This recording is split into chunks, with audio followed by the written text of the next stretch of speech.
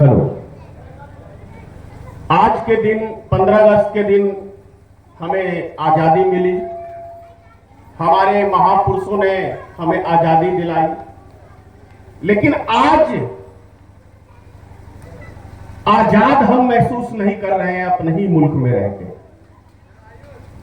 आज यदि आजाद कोई देश के अंदर है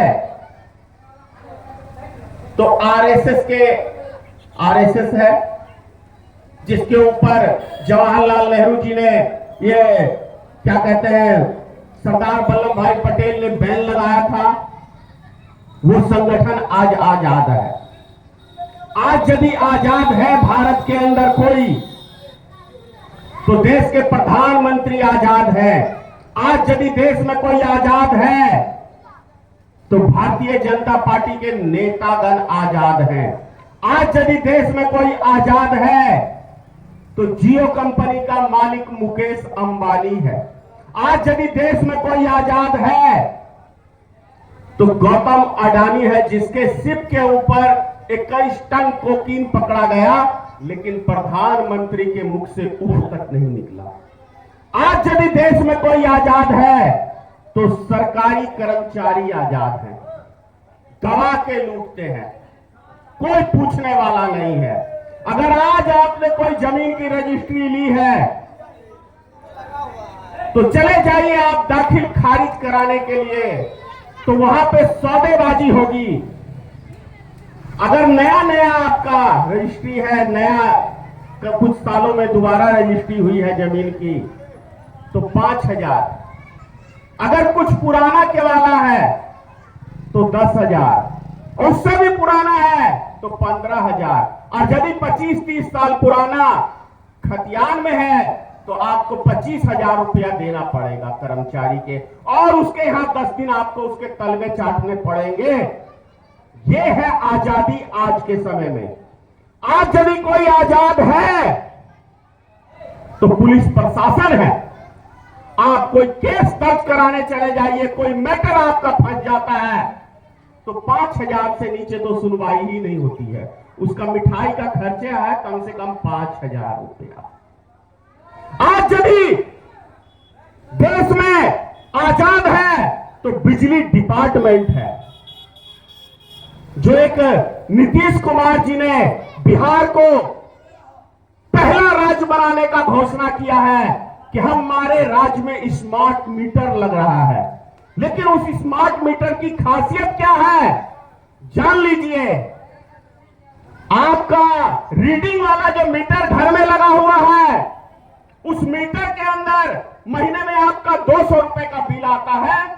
लेकिन स्मार्ट मीटर जो है, जिसको आप रिचार्ज कराते हैं, जैसे जियो कंपनी का रिचार्ज कराते हैं, एयरटेल का, बीएसएनएल का, टाटा का, वोडा का, जो भी है, तो पहले आप पैसा जमा करते हैं। उसी प्रकार से माननीय मुख्यमंत्री जी ने बिहार को स्मार्ट मीटर दिया है। अब कितने में सौदे का बाजी करी माननीय मुख्यमंत्री नीतीश कुमार जी ने, ये तो बेहतर वही बता सकते हैं। लेकिन इस मीटर की खासियत है कि आज आपने 2,000 का रिचार्ज कराया, पता नहीं ये रिचार्ज आपको अगले दिन कितने में खत्म हो जाएगा, और ऑफिस से आपको फोन आएगा कि आपका रिचार्ज खत्म हो गया है, आप रिचार्ज कराइए, नहीं तो मेरा कर्मचारी आपको, और वैसे भी ऑटोमेटिक लाइन कट जाएगा। तो आजाद करा है हम। देश में एक भी नागरिक आजाद नहीं है। आजाद है इस देश के अंदर तो बड़ी बड़ी कंपनियां, जिससे ये केंद्र में बैठे और राज्य में बैठे बड़े बड़े नेता सौदेबाजी करते हैं, वो कंपनी आजाद है। आज आजाद हमारा देश के नागरिक नहीं है। हम गुलाम हो चुके हैं देश में बड़ी बड़ी कंपनियों के, हम गुलाम हो चुके हैं देश में पुलिस प्रशासन के आगे, हम गुलाम हो चुके हैं कर्मचारियों के आगे। यही सच्चाई है। देश में आजादी थी। आज से 15-20 साल पहले जब आप धरना प्रदर्शन के लिए डीएम के पास, कलेक्टर के पास, जिला कार्यालय, मुख्यमंत्री कार्यालय के सामने गांधी मैदान में धरना होता था, जंतर मंतर पे धरना होता था, तो अगर भूख उपास आपने रखा तो 3 से 4 घंटे तक के अंदर आपके पास 10 कर्मचारी जाते थे कि आप उपास तोड़िए, क्या डिमांड है आपकी, हम पूरा करने के लिए तैयार हैं, क्योंकि कहीं अगर इसको कुछ हो गया तो प्रशासन की नौकरी जाने का डर बना रहता था। लेकिन मोदी जी के आने से, भाजपा को आने से 1 साल से ऊपर हमारे देश के अन्नदाता दिल्ली के बॉर्डरों पे बैठे रहे, 700 से ऊपर हमारे किसान भाई शहीद हो गए, लेकिन मोदी सरकार ने कहा मरता है तो मरने दो ना, मेरे खिलाफ बैठा है। ये है हमें आजादी मिली, अभी मोदी के आने से ये आजादी है हमें। तो इसलिए मैं कह रहा हूं, एक कहावत है, आजादी हमें ऐसा ही नहीं मिली, लाखों आदमी के बलिदान से आजादी मिली है। एक कहावत है कि जब तक बच्चा रोता नहीं तो मां भी उसको दूध पिलाती नहीं।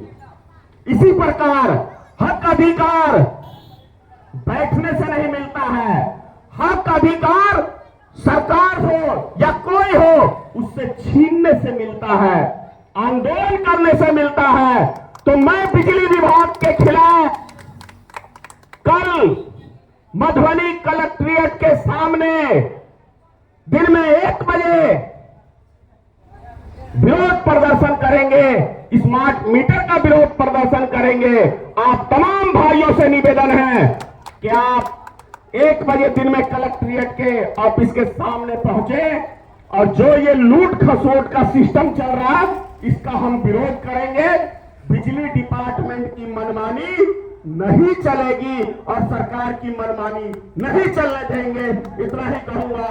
जय हिंद।